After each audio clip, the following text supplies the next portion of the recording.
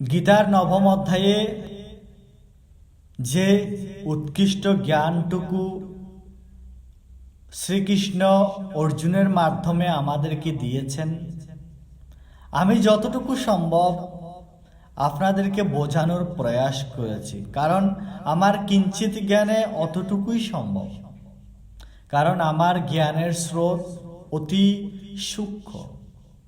হ্যাঁ সনাতনী সন্তানগণ, গীতার দশম অধ্যায়ে গীতার নবম অধ্যায় হইতে উৎকৃষ্ট জ্ঞানের বর্ণনা রয়েছে। দয়া করে শ্রবণ করবেন।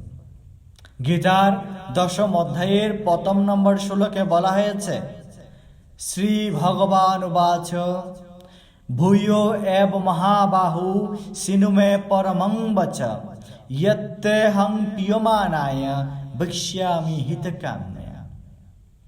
যোগপুরুষ ভগবান শ্রীকৃষ্ণ বলছেন, হে মহাবাহু, তুমি আমার অত্যন্ত প্রিয় পাত্র, তাই তোমার হিত কামনায় পূর্বে আমি যে জ্ঞান তোমাকে বলেছি তাহা হইতে উৎকৃষ্টতর জ্ঞানের কথা বলছি। তুমি অবশ্যই মনোযোগ সহকারে শ্রবণ করবে। হ্যাঁ সনাতনী সন্তানগণ, পরের শ্লোকগুলো অবশ্যই শুনবেন। নমস্কার।